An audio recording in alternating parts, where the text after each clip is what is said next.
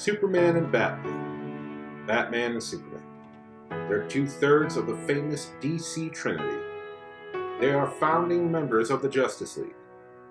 Over the years, these two allies have become close friends, and that friendship has led to them forming an undeniable brotherly bond.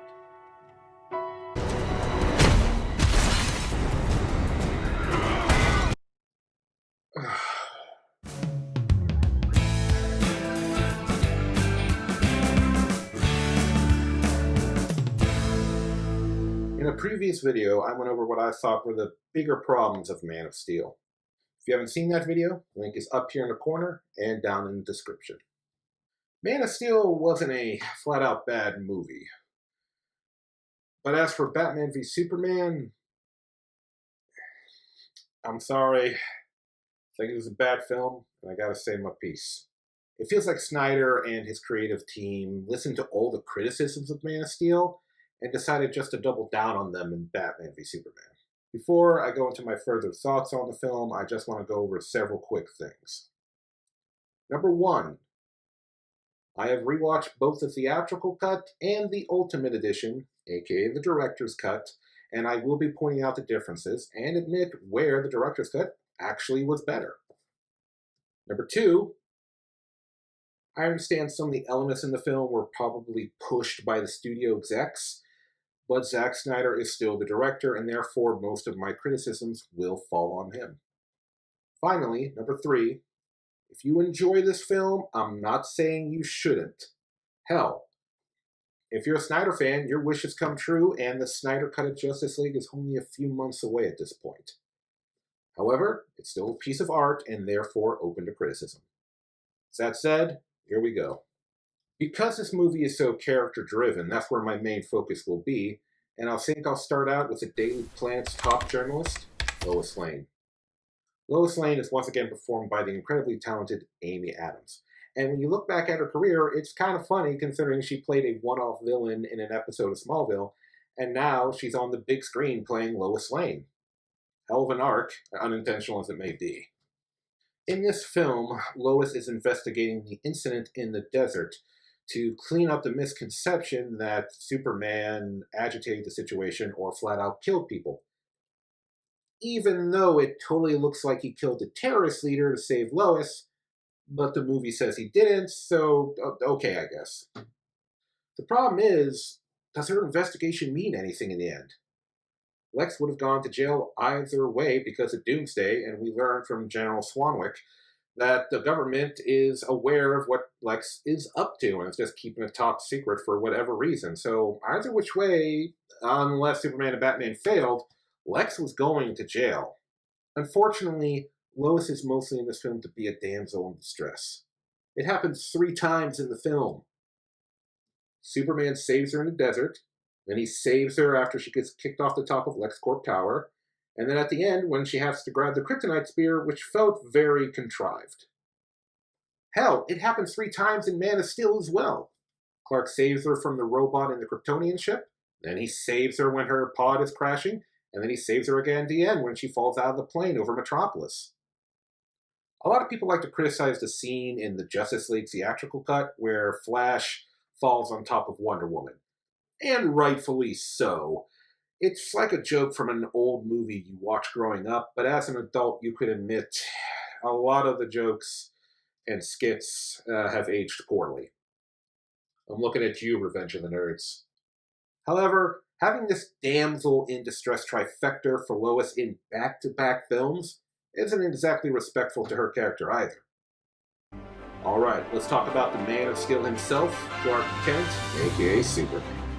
This film was originally supposed to be a sequel to Man of Steel, but the hires up in the studio panicked and had Snyder and Goyer fit Batman into it, which is unfortunate because Superman often feels more like a supporting character in this film than a main character.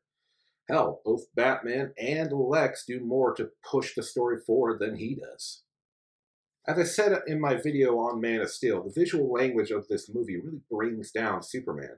He wears the Kryptonian symbol for hope on his chest, and yet we're constantly seeing him in gloomy shots or surrounded by destruction and fire.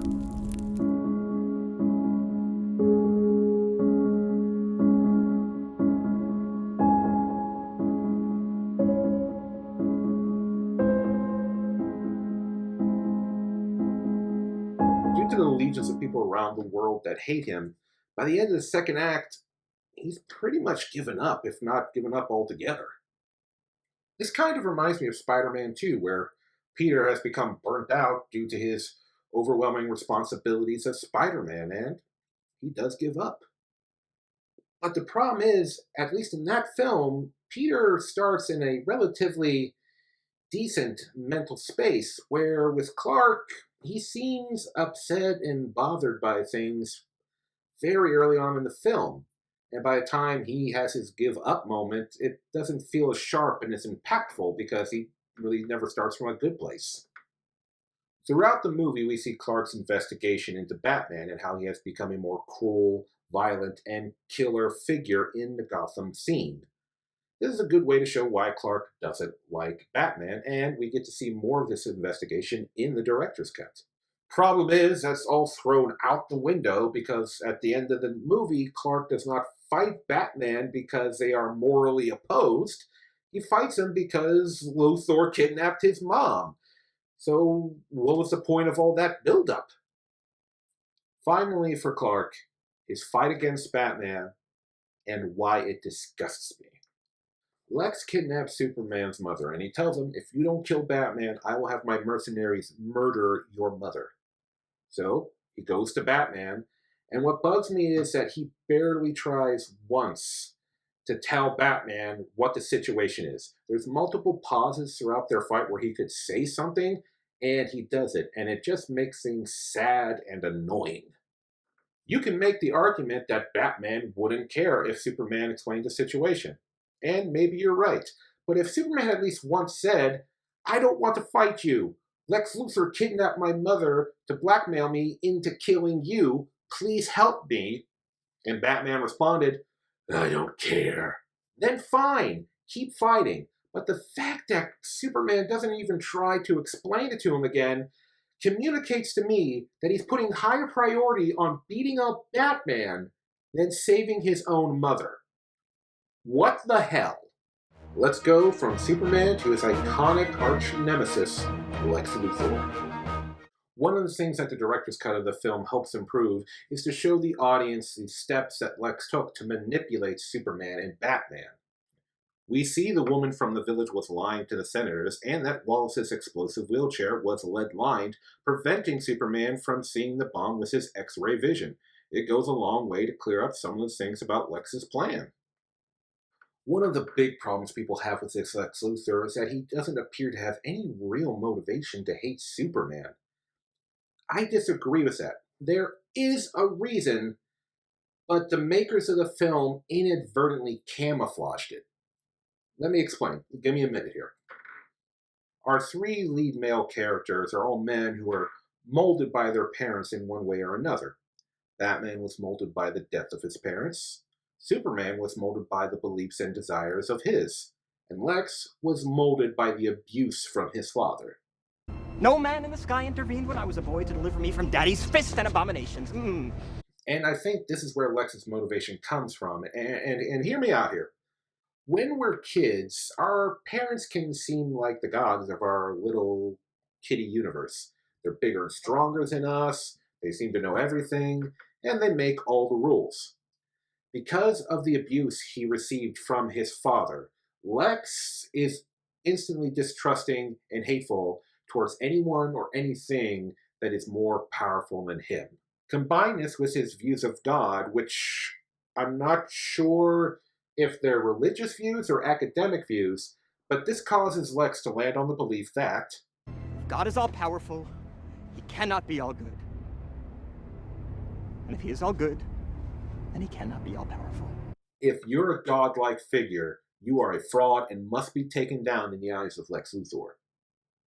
So there it is, Lex's motivation, as far as I can see. And it is hard to see his motivation being because of his personality drawing all the focus. Boy, do we have problems up here. Lex is very manic, spastic, and flat out zany at times. It's very hard to tell what he's all about because his mannerisms are so distracting that all you really get from him at times is that he hates Superman. You really have to pay attention to what he's saying, which once again is hard because he's so... Maybe one day Dad will come back if I just keep everything the same. That is silly. Yes, I do. I think you will fight for that special lady in your life. The bittersweet pain among men is having knowledge with no power. Because that is paradoxical, and, Where is she? I don't know! I would not let them tell me! Now, if you kill me, Martha dies. They wanted to update Lex for this movie like they tried to update Superman. But it just doesn't work. He's so seemingly psychotic that his motivation seems just that. The nonsensical motivation of a movie-style psycho. The last thing to go over with Lex is Doomsday. Lex gains access to the Kryptonian ship pretty early on in the film, during the first act, but he doesn't go into the ship until later into the second half of the film and find out about Doomsday. And for a guy who's supposed to be this super genius and master strategist, this part of his plan just seems like he came up with it at the last minute. Plus, Lex is supposed to hate these godlike beings, and yet he creates a godlike being, which is more powerful than Superman, the very godlike being he's trying to destroy. And all of this would be fine if Lex could control Doomsday. Oh wait, he thought he could. There's this line of dialogue that was left out of the film where Lex says, "Doomsday only obeys me." Why was this left out of the film? It's not in the theatrical cut, nor is it even in the director's cut, and it really should be because it's a very short, simple line, but it carries a lot of importance to show what Lex believes is going on in that moment. I've heard people say that Lex's line, Blood of my blood. is supposed to mean that he thinks that he controls Doomsday. I'm not sure how that communicates that, because all it really does communicate is what happens in the film that Lex used his blood to help create Doomsday. Being genetically related does not mean obedience or anything like that. So this guy who's come up with this very complex plan to take out Superman seemingly has this huge flaw in his plan that anyone could see. Finally, on to Superman's best frenemy, Batman. Like many, when I first heard that Ben Affleck was cast as Batman, I was confused and shocked. But then I took a moment to think about it. He just starred in Gone Girl, and he had both directed and starred in The Town and Argo.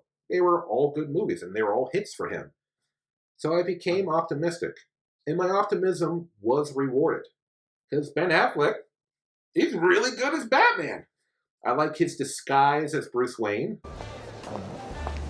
Wow. Pretty girl, bad habit. Don't quote me, all right? What's your position, the Bat Vigilante in Gotham? Daily Planet. Wait, do I own this one? Or is that the other guy? And I like his Batman.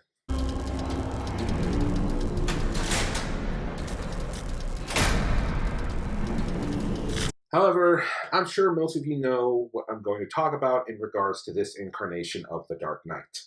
Batman does not kill, period. Before anyone says anything down in the comments, I understand Batman is going through a redemption arc in this movie.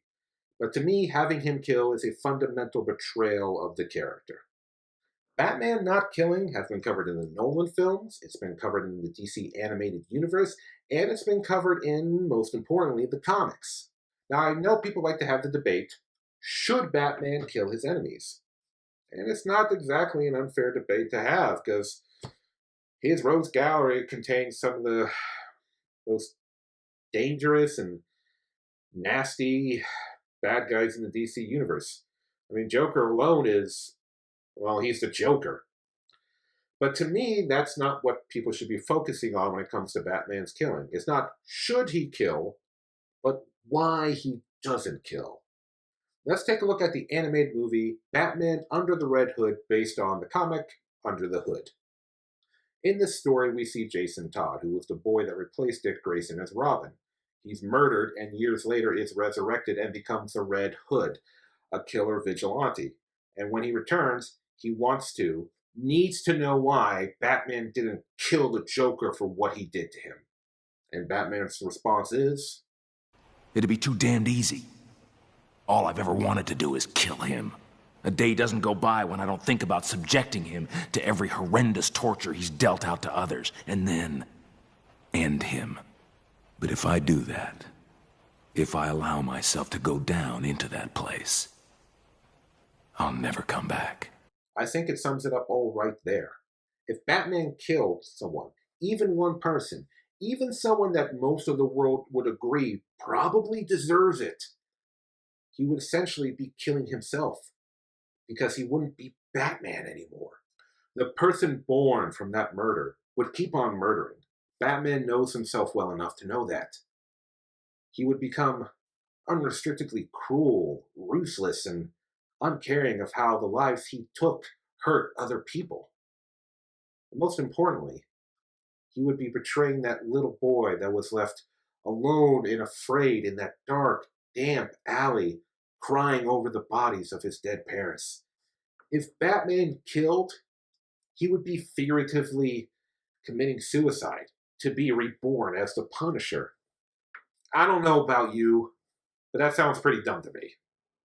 As much as I disagree with the creative decisions of Zack Snyder, I know he went into this movie with the best of intentions, wanting to make a really good film. No one wants to make a bad film unless they're stupid enough to try to recreate the unintentional hilarity of The Room. But that aside, I know Zack Snyder is trying to give his characters layers and nuance, and I think that is a sign of a genuinely passionate filmmaker. Because if you have characters with layers and nuance, it makes a movie great in rewatch, because you see things that you may have not seen the last time.